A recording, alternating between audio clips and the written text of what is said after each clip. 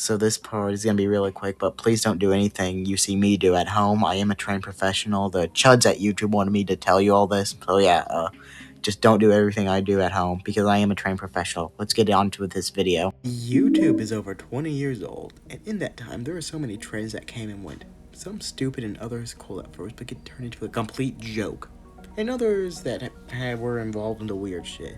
Hello everyone, I'm your favorite person who sounds like a poor impression of Chris Griffin before I 1984 that comment like the oppressive son of the gun I am. And don't worry about the music, it will be even louder and worse this time. Now without any further ado, let's get into some forgotten YouTube trends. I'm in a romantic relationship with 3 copies of Space Jam on Blu-ray. So this trend sounds exactly what it sounds like. So basically someone would heat up a knife to 1,000 degrees and cut stuff up. This trend was started by Mr. Gear, in which they would cut up stuff like a Coke bottle, Pepsi, shoes, liquid nitrogen, dry ice, and humans. And finally, we're going to be testing it and doing it today. As we see here, we're heating up our 1,000-degree knife. It's not gonna be ready. And let's see can this banana survive the 1,000-degree knife? Let's see. Oh golly, this thing's actually hot. Let's see if this banana can survive the 1,000-degree knife. Oh, cuts it clean in half, like a circumcision. Oh, how clean it is. I really just fucking waste all this on this stupid skit.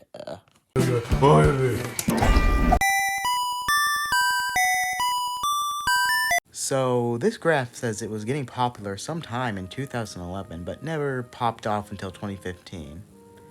Now, the reason why I use this chart is because the origins are as known as the Finger Family song. You know, that song that goes, Mommy Finger, where are you? Here I am, how do you do? Yeah, that one.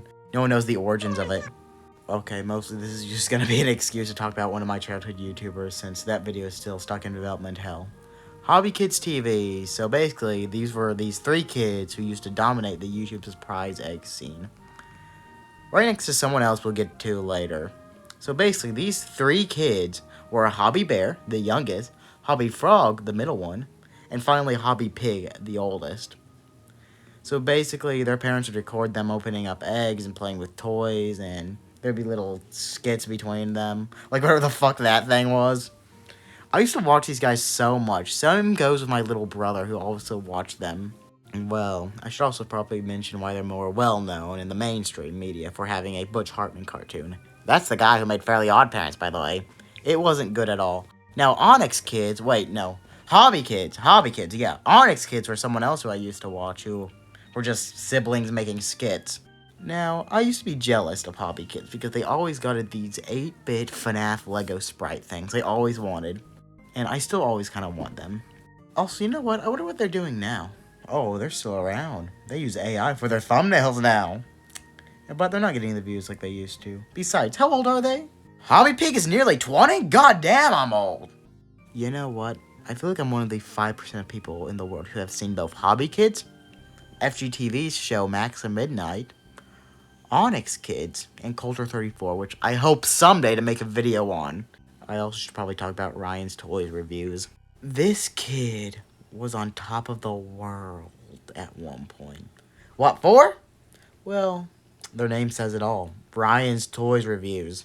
Yeah, all he did was review toys and open eggs, and some of his videos even have over 1 billion views. And that's not even an egg, that's a ball. And he had characters that was like a shark, a gaming panda, a penguin, a weird Shima lookalike. You know what? I'm stealing this from Chadington. Shima's now mine. That fucking gator. Hell, even got his own TV show and movie. And a Thanksgiving parade balloon. This is just over-commercializing him. Oh my. 99,999. 1 million. Morning workout complete. I'm ready for superhero school. While I head to school, check out this clip from Ryan's World of Movie Titan Universe Adventure. At least for like Hobby Pig, he just plays the games and doesn't really do any of the videos. Like all their newer videos are just re-uploads. And they're also part of the same company called Pocket Watch. Hell, even Onyx Kids. I didn't expect them to be that mainstream. You know what? I think I need to become a kids channel now. because I'm already the most kid-friendly YouTuber ever known to man. You know someone had a sexual awakening to that. Oh, screw off, took down the Ginny mod. That's literally 1984. It says it in the bill. Jeffrey Epstein. No, you wouldn't be correct. I understand. Oh, yeah. Sorry. So in conclusion, this trend is still around, but mostly just associated with weird Elsa kids channels. There's nothing really more to add anyways. I'm thinking about drawing my life now, or doing a challenge. One of those two, or both. Alright, so like I don't really have a budget for a surprise egg, but I do have one for a normal egg. Absolutely nothing is in it other than yolk. What y'all think it was gonna be in it? Fucking Santa Claus? Be needing this baby then? So Draw My Life were everywhere for a bit before everyone already told their life stories and then mostly leave out most of their life. Could you imagine how long these would be if you made one on Chris Chan? That would be more depressing than the boy in striped pajamas. Yes, I did also steal that from Chaz. So I should probably tell you the history of Draw My Life. It was started by a YouTuber named Bray and is deleted, and I thought it was lost at first. Until thankfully I found an archive.org link to it that actually showed the video. Crazy to think that one of the first ever videos of this kind might have been lost to time. Everyone has thrown their hat in the ring with this. Well, most of the big YouTubers back in the day. Also, I never knew how depressing life could get. And I also never knew how common divorce was before watching most of these videos. Genuinely tragic. And some of these makes me genuinely feel bad for most of them. Now let's try to get into something a bit more positive. So without these, I feel like they would inspire a little YouTuber by the name of Grade A Under A. And I bet that he was inspired by these because usually in these videos, they use stick figures. And Grade A Under A is a stick figure, and guess what? He told crazy stories that was like Draw My Life. So it's probably more of a storytime animator. Whatever happened to those? Are they still around? Other than Odd Ones Out and that Jaden and the one Sugar or something? Oh, they are. Oh, that's cool. Yeah, but you know what he also went on to inspire? A little YouTuber called Sam O'Nella Academy. Yes, this is another excuse to talk about Sam O'Nella, my beloved. All roads lead to Sam O'Nella on this channel. And also another guy, casually explained. Anyways, here's my life story. Oh, my name is, Quilt... the Queta. And this is my Draw My Life.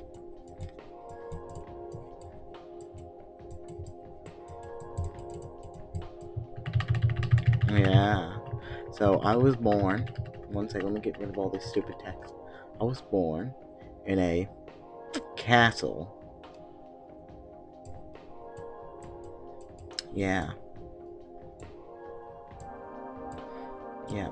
My dad was named Prince. I was named Prince.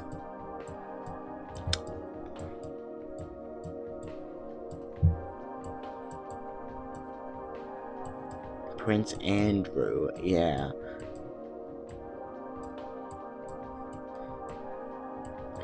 Yeah, here's what he looks like. My mom. Wait, no. My mom looked like this. My mom looked like this. She was a really nice woman.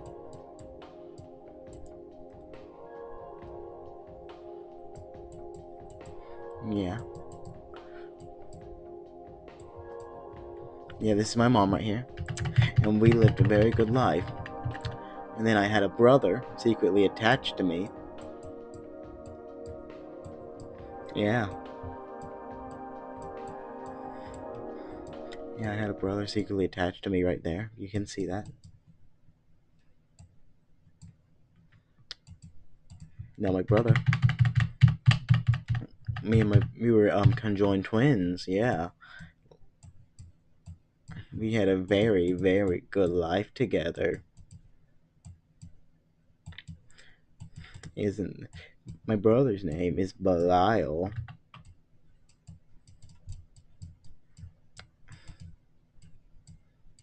He's my little brother. Well, no, he's my twin brother, I mean. Now, everything went good and handy until suddenly my parents got to a huge argument that one night on over if Belial should be removed from me.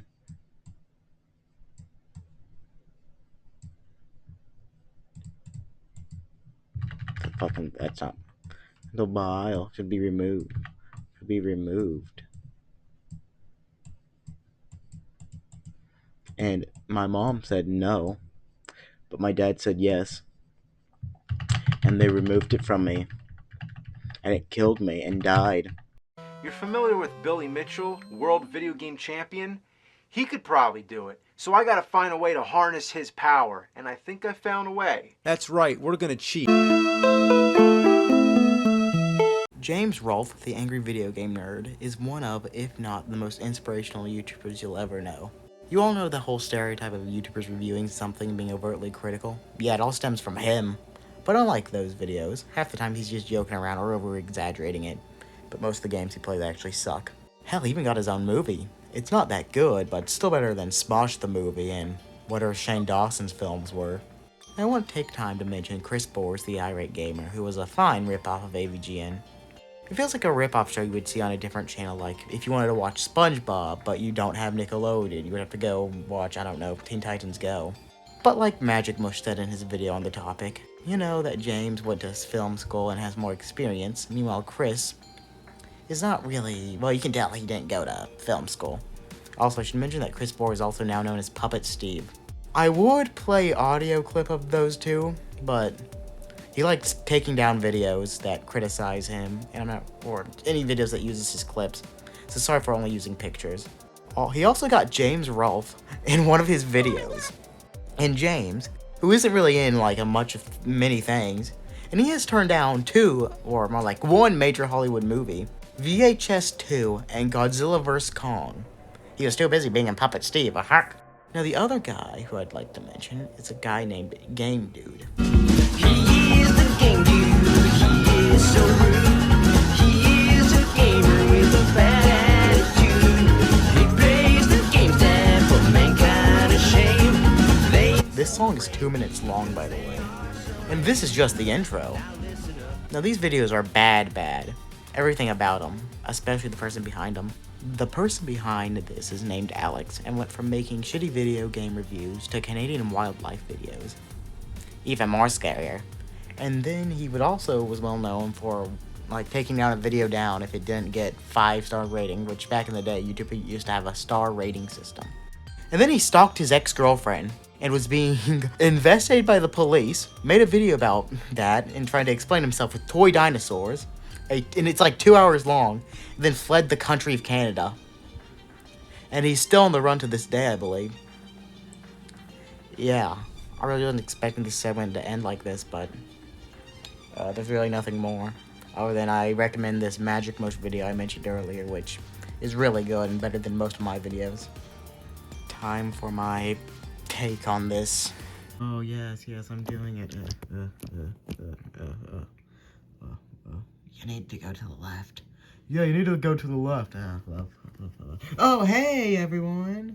I guess we're in this unnecessary cameo to introduce the angry video game nerd parody spoofs.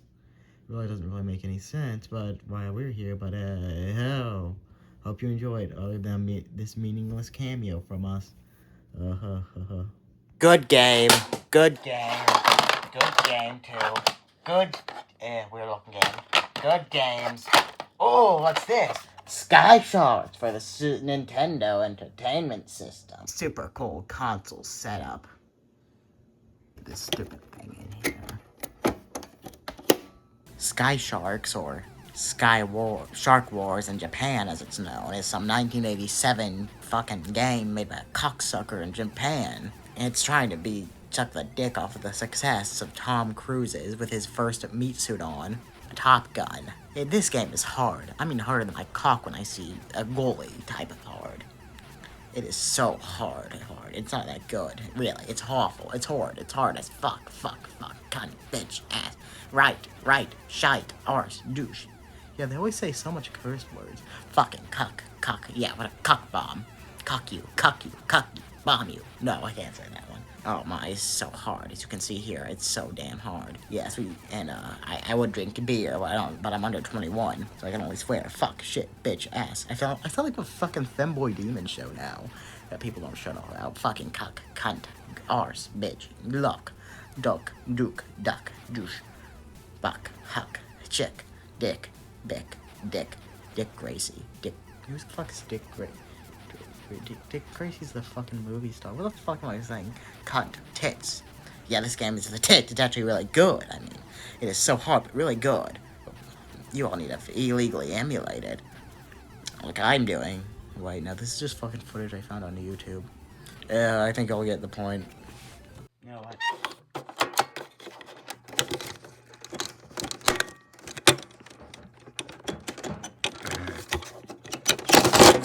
You know what I'm gonna do with this?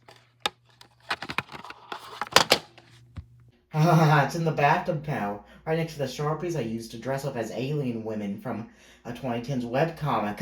Y'all know what this means.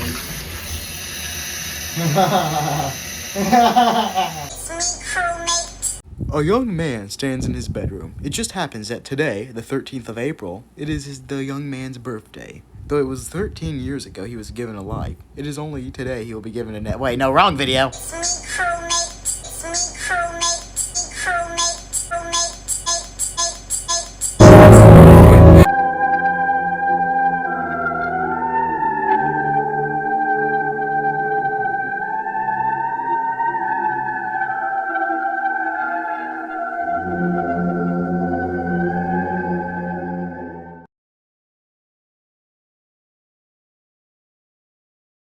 Hello there, remember me?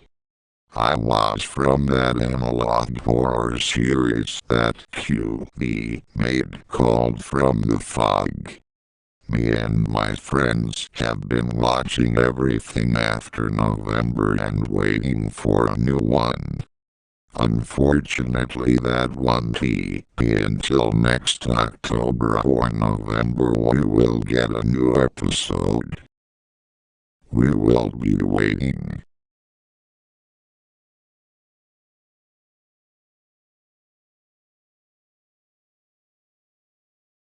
What the fuck was that?